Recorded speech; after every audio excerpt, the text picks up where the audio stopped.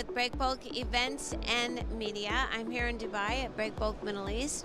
And here in the studio, I have Gaurav from DSV. He is the managing director for their operations in Iraq and also has some other big project duties. Welcome.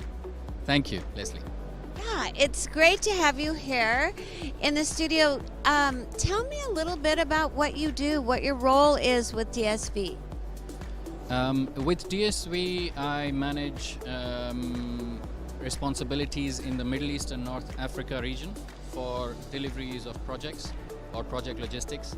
I manage a control tower of qualified individuals and technical experts based out of Dubai, traveling as need be.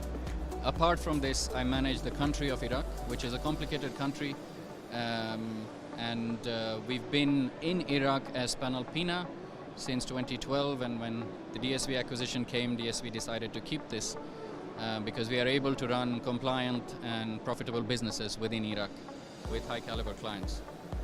Interesting. So what does the project landscape look like in Iraq? Let's start there. Iraq projects are primarily driven by the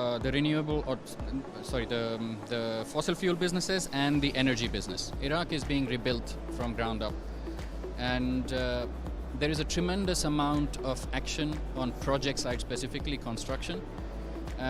We have been engaged heavily with all the oil majors, so you name it, Shell, BP, Exxon, Chevron, Weatherford, Halliburton, Schlumberger, all the oil drilling contractors, majors, they work with us. Apart from this, we work directly with the Ministry of Energy on various projects and their contractors, GE, Siemens, etc.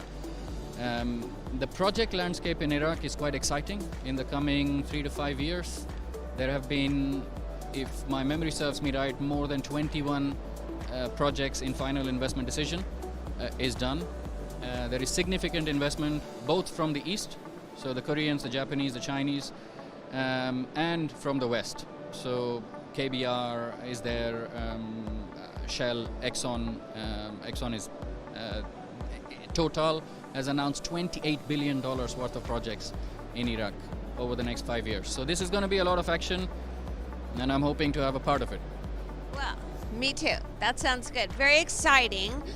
And I understand that you also have a great interest and expertise in technology.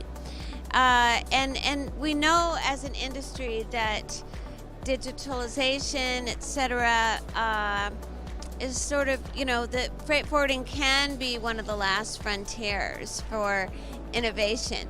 So how does it look at DSV, and what are your challenges and goals around bringing the technology forward within your realm? Absolutely correct. While technology has caught pace now with the standard freight forwarding activities, and there is a lot of investment by companies like DSV in this area, project logistics still remains the last frontier. Mainly due to the nature of the industry itself, there is large-scale engineering and fabrication, and the work is tough and hard, and it's on the ground.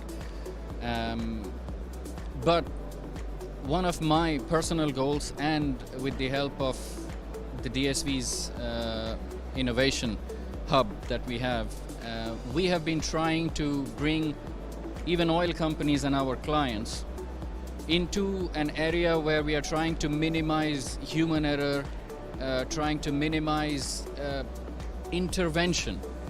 So to give you an example, on one of our largest projects, which is with Basra Gas Company, which is a Shell joint venture in Iraq, we are today able to execute the project with 12 high qualified individuals as against 40 just 5 years ago.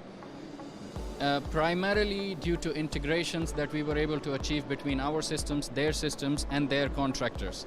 So it's not just us and the customer, we have brought the contractors on board, and there is one ecosystem.